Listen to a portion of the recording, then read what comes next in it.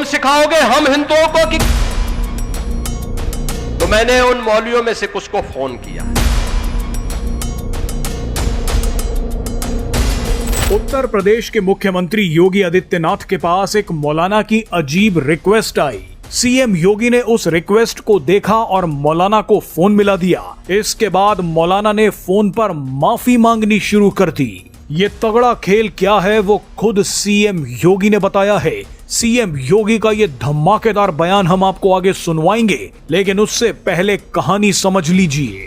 आपने देखा होगा कि हिंदुओं का मजाक उड़ाने के लिए भारत में बैठे कट्टरपंथियों के साथ साथ पाकिस्तानी और बांग्लादेशी भी गौ माता का मजाक उड़ाते हैं। हिंदुओं को गौमूत्र वाला और गोबर कहते हैं।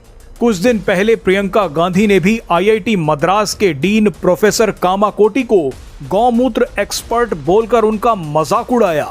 हालांकि गौमूत्र के फायदे इनमें से किसी को नहीं पता, लेकिन फिर भी ये हिंदुओं का मजाक उड़ाते हैं।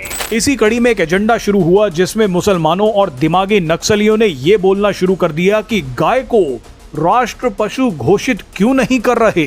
इन सभी में अचानक गौ माता के लिए प्यार आने लगा, लेकिन हम आपको बता दें कि ये प्यार नहीं, ढोंग है। गाय को राष्ट्र पशु घोषित करने वाली मांग मुस्लिम इसलिए नहीं कर रहे क्योंकि उन्हें गाय से प्यार है, बल्कि वो तो तंज कसने और हिंदुओं का अपमान करने के लिए ऐसी मांगे कर रहे थे।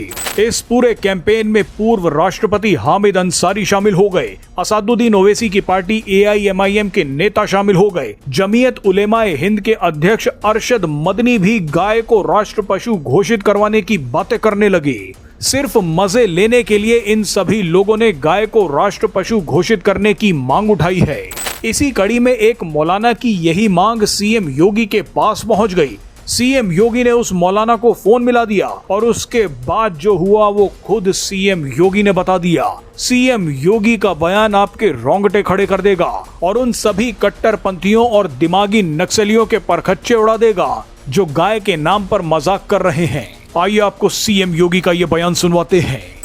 कुछ मौलवी ज्ञापन देने के लिए जगह जगह आ रहे थे, तो उसमें से एक, चाहे वह किसी कारण से रहा हो, लेकिन एक ज्ञापन मेरे पास भी पहुंच गया था। उसमें था कि गाय को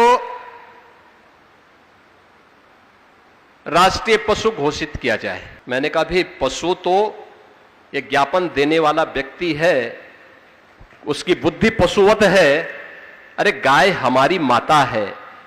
तो मैंने उन मौलवियों में से कुछ को फोन किया। मैंने कहा भी मुझे एक बात बताओ,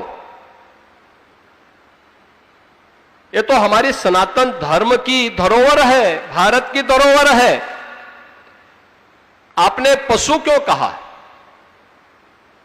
और यही पशु शब्द मैं तुम्हारे लिए उपयोग करूं, तुम्हें कैसा लगेगा? कहा साहब गलती हो गई।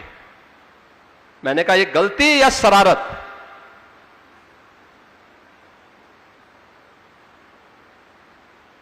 और ये शरारत बार बार क्यों? और ये तुम सिखाओगे हम हिंदुओं को कि गौ माता की पूजा कैसे करनी है? अरे हमारा तो कोई संस्कार गौ माता के बगैर होता ही नहीं है। हमारे यहां हर हिंदू का संस्कार है कि पहला ग्रास गौ माता का होता है और अंतिम श्वान का होता है। चींटी भी निकल जाए तो उसको झाड़ू से नहीं, चीनी और आटा डाल करके उसको भी, उसके सामने भी उसका हार अर्पित किया जाता है, क्योंकि उसका भी अधिकार है। तो मैंने कहा तुम सिखाओगे हमें इसके बारे में, कैसे होना है पूजा, और उसको हम किस रूप में पूजें? ये उपदेश अपने कौम के अंदर देते, गौ तस्करी और गौ हत्या करना बंद कर देते, तो कम से कम हमारी जो पुलिस वहां लगी है उसको हम कुछ दूसरी जगह लगा देते।